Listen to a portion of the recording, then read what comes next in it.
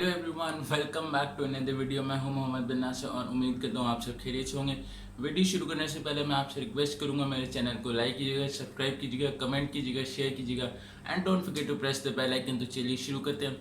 आज एक काफ़ी लंबे अरसे के बाद मैं व्लॉगिंग कर रहा हूँ। वो आप मेरी सुस्ती कह लें उसको, आप थोड़ी बहुत मसरूफियत करना, क्योंकि एग्ज़ाम्स के बाद जिस तरह फिर बच्चे हो जाते हैं, लोग इजी हो जाते हैं, कॉम्प्लेसेंट हो जाते हैं, तो मतलब वही हुआ मेरे साथ। उसके बाद कोई एक दो ट्रिप्स आ गए, फंक्शन आ गए, तो इसलिए बस फिर टाइम ही नहीं मिला, which I am really sorry for. और अब उम्मीद करूँगा मैं कि अब से मैं रेगुलर दोबारा ब्लॉग करूँ, जिस तरह PSL ऑनवर्ड्स की थी मैंने रेगुलर ब्लॉगिंग। तो आज चलो बहुत ज़्यादा क्रिकेट हो चुकी है, सीरीज से मतलब एक थोड़ी हुई है, लेकिन मैचेस उसमें ज़्यादा हुए, तो जल्दी से 2 व्लॉग्स होंगे आज मैं रिकॉर्ड करूँगा। और आपको 2 व्लॉग्स आज हो सकता है कि आज के दिन ही 2 व्लॉग्स आपको मिल जाएं, या एक आज और एक कल सुबह मिल जाएगी। तो देखते हैं, मैं उसके बारे में बात कर लेते हैं, क्योंकि अगर एक में मैं बात करूँ तो बहुत लंबी व्लॉग हो जाएगी। तो बात कर लेते हैं, पहले अपनी टीम से स्टार्ट करते हैं। Pakistan versus Bangladesh. Pakistan versus Bangladesh T20 series. नहीं, बाकी छोड़ो यार, बाबर रिजवान की T20 में जगह नहीं बनती। वो मॉडर्न डे क्रिकेट का प्लेयर नहीं है, मॉडर्न डे अप्रोच में सही जगह बैठते नहीं है उनकी क्रिकेट। T20 क्रिकेट उनकी जगह बिल्कुल भी नहीं बनती। हाँ, बिल्कुल नहीं बनती, इसलिए हम 2-1 से सीरीज हार के आते हैं, मुंह काला करवा के आते हैं।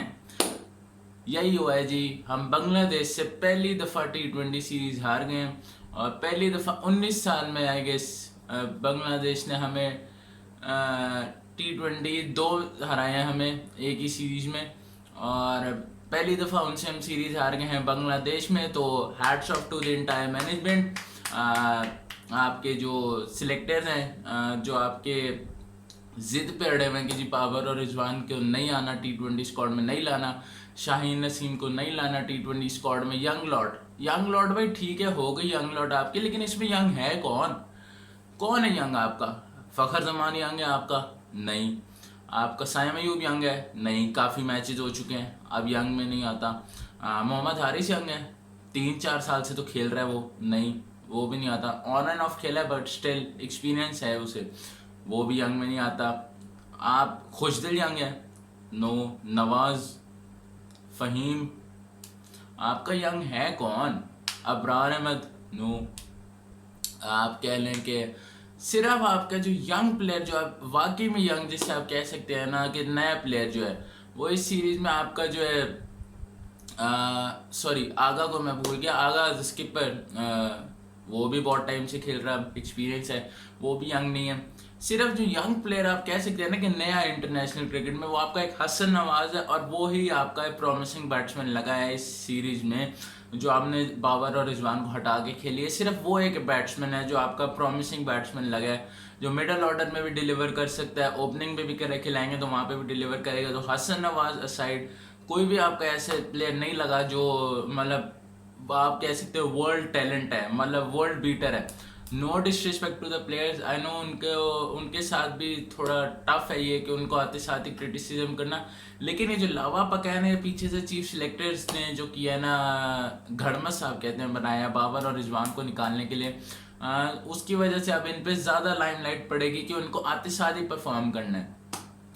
कप्तान आगा और माइक हेसन जो कोच हैं, वो तो बाबर और रिजवान के हक में है, लेकिन कुछ बड़े PCB के हैं जो जिद में बैठे हैं, और वो उन्होंने no return policy for Babar और रिजवान बनाई हुई है T20 स्क्वाड में। तो खैर भुगते हैं आप, 2-1 सीरीज आप हार गए हो पहली दफ़ा against 10th ranked Bangladesh team. तो मतलब क्या कहने हैं आपके, इसी तरह जिद पे अड़े रहें, मज़ीद इसी तरह के रिजल्ट आते रहेंगे। और मतलब आप सोच रहे होंगे कि मैं खुश हूँ, मैं खुश नहीं हूँ, क्योंकि पाकिस्तान सबसे पहले। लेकिन जब इस तरह के जो लोग बैठे होंगे जो जिद की वजह से अपने इस तरह फैसला करेंगे और टीम की बदनामी करेंगे, I love all Pakistani players, सबसे पहले पाकिस्तान है, बट जब नाइंसाफ़ी होगी तो हम बोलेंगे।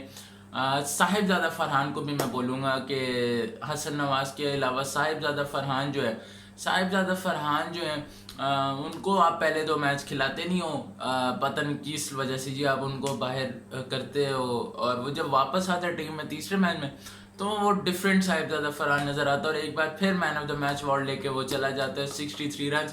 तो साहिबजादा फरहान ने भी अच्छी बैटिंग की। बॉलिंग में आई गेस काफ़ी पॉजिटिव्स थे। सलमान मिर्ज़ा जो लाहौर कलंदर्स की, जिन्होंने PSL में खेले थे आखिरी 4 मैच, 2 में मैन ऑफ द मैच भी बना था। सलमान मिर्ज़ा जो थे वो प्लेयर 7 विकेटें ली उसने अपनी डेब्यू सीरीज़ में, तो well done to Salman Mirza. लेकिन उसको आपने क्या सिला दिया, वेस्ट इंडीज़ का जो स्क्वाड अनाउंस हुआ है उसमें आपने उसको ड्रॉप कर दिया। क्यों? क्योंकि आपका शाहीन अफरीदी वापस आ गया। तो this is merit in Pakistan. Salman Mirza, I agree के प्लेइंग 11 में आप अगर सीनियर को खिलाना चाहते हो तो यार बाबर और रिजवान को भी लेके आओ, बाहर करो फिर ये यंग प्लेयर जो हमने खिलाए हैं। अगर शाहीन के लिए हो सकता है, क्योंकि जो वो प्लेयर जो परफॉर्म करके आपका लीडिंग विकेट टेकर है इस सीरीज में, वो बाहर हो सकता है स्क्वाड से, कि सीनियर प्लेयर वापस आ रहा है, तो भाई जो आपके बैट्समैन फेल हुए हैं उनको बाहर करके फिर आप बाबर और रिजवान को वापस ले आओ, क्योंकि वो तो परफॉर्म ही नहीं कर रहे। जो आपके नए बैट्समैन हैं, आप जो सो कॉल्ड लाए हो इस सीरीज में तो फ्लॉप गए हो, तो उनको बाहर कर दो अगर यही पॉलिसी करनी है। बट खैर वही बात आ जाती है ना कि जिद जो है बाबर और रिजवान के खिलाफ, वो इनको ये करने नहीं देती। तो सलमान मिर्ज़ा के साथ बहुत गलत है। आई होप कि वो अपना यहाँ पे डिसहार्ट ना हो और मेहनत करे, और इंशाल्लाह दोबारा मौके मिलेंगे उसको। But this is height of injustice for against Salman Mirza, तो मतलब कोई अल्फाज नहीं है। उसके अलावा अहमद दानियाल और आपका जो हैं अब्बास अफरीदी, उन दोनों ने भी अच्छी परफॉर्मेंस की, लेकिन उन दोनों को भी यही सिला मिला बाहर T20 स्क्वाड से। तो मतलब अजीब घड़मस मच चुका है यार। ये पता नहीं कौन लोग हैं जो बोर्ड को चला रहे हैं इस वक्त, कौन लोग हैं जिन्होंने हमारे क्रिकेट को अपने हाथों में लिया हुआ है। ये पता नहीं जिनकी ना क्रिकेट से कोई ताल्लुक है ना कुछ और है। ये लोग जो हैं आप जो है क्रिकेट को हमारी तबाही के दहाने पर लेके जाना चाहते हैं। उसके अलावा जो आपका सुफियान मुकीम जो चाइना में ना आपका प्रॉमिसिंग स्पिनर, वो आपका बेंच पे बैठ के वो बैठ ही गया, पता नहीं क्या हुआ। उसको आप कैरी करते हो मैच, उसको खिलाते नहीं हो, उसका भी इस तरह आप उसको जलील कर रहे हो। तो मतलब भाई मेरे पास तो अल्फाज नहीं है कि क्या हो रहा है हमारी क्रिकेट में, और कौन कर रहा है, क्यों कर रहा है, क्या दुश्मनी है भाई। कुछ लोगों के बाहर रखने की जिद में आप लोग पूरी क्रिकेट तबाह कर दोगे हमारी। अगेन मैं कहता हूँ आगा द स्किपर मुझे बहुत पसंद है and I respect him a lot, और उसका मैंने बोला भी है कि वो चाहता है कि बाबर और रिजवान टीम में वापस हैं, लेकिन कप्तान की भी नहीं सुन रहे। तो यही इस तरह के रिजल्ट्स आएंगे जब तक आप प्लेयरों को लिबर्टी नहीं देंगे कि वो जो मर्जी करना चाहते हैं करें। और 2-1 से आप सीरीज हार गए हो, और अब जो है वेस्ट इंडीज़ जो है, आप वेस्ट इंडीज़ के साथ खेलोगे 3 मैच T20 सीरीज, भाई उनसे जीत जाना, क्योंकि उनको तो हर कोई आगे मार के जा रहा है वेस्ट इंडीज़ को, तो आप उनसे जीत जाना। ये ना हो कि उनसे भी आप सीरीज हार जाओ, क्योंकि वहाँ हार गए ना तो बहुत बेइज्जती होनी है। अभी भी हुई है लेकिन बहुत होनी है तब। पहले तो जिद पे अड़े रहे थे कि ओडीआई स्क्वाड में, ओडीआई जो है ओडीआई स्क्वाड में आपने अनाउंस किया जो वेस्ट इंडीज़ के लिए, सॉरी मैं थोड़ा कंफ्यूज हो गया था। पहले तो कह रहे थे ओडीआई खिलाना ही नहीं है, वेस्ट इंडीज़ के साथ खेलना ही नहीं है, उनको जिद पे अड़े रहे वेस्ट इंडीज़ वाले। लेकिन वो तो शुक्र है वेस्ट इंडीज़ वालों जो थे उन्होंने नहीं मानी, पीसीबी के प्रेशर में नहीं आए वो, और उन्होंने जो है वो रिजेक्ट कर दी है डिमांड आपके पीसीबी की, और उन्होंने कहा ओडीआई होंगे। तो ओडीआई स्क्वाड में जो आपके बाबर, रिजवान, नसीम, शाहीन सब वापस आ गए। तो hopefully we will see them in action, और इंशाल्लाह they all will perform well finally. और लेकिन T20 स्क्वाड में इनमें से कोई भी नहीं आया सिवाय एक शाहीन अफरीदी, और आप वही T20 स्क्वाड में जो 3 बॉलर्स मैंने कहा है उनको निकाल दिया आपने जुल्म की इंतहा करके। तो देखते हैं कि वेस्ट इंडीज स्क्वाड जो है वो अनाउंस हो गया। 31 से आएगा इस वेस्ट इंडीज़ की सीरीज स्टार्ट है, पहले 3 T20 हैं, फिर 8 अगस्त से 3 ओडीआई हैं। तो देखते हैं क्या होता है।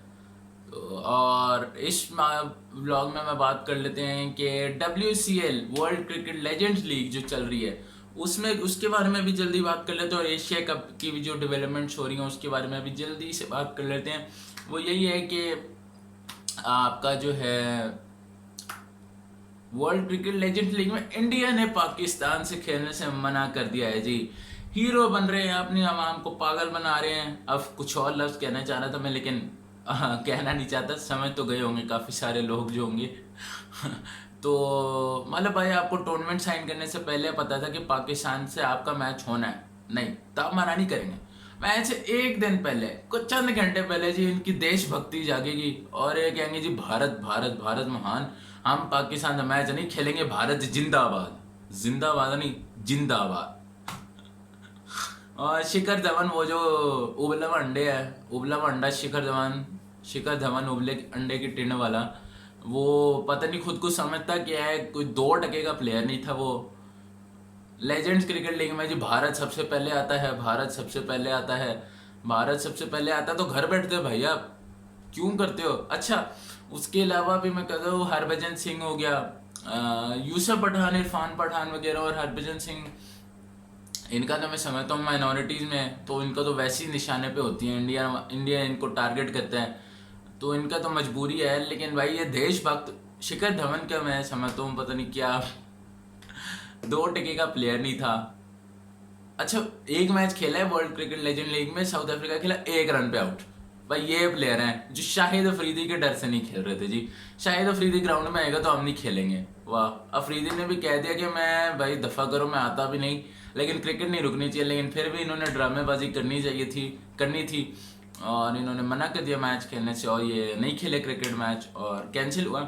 But world cricket legend league में साउथ अफ्रीका, एबी डिविलियर्स ने 100 मारा 41 बॉल्स पे, उससे पहले इंडिया को भी पेला उसने, और साउथ अफ्रीका जो है वो फर्स्ट पे आई गेस।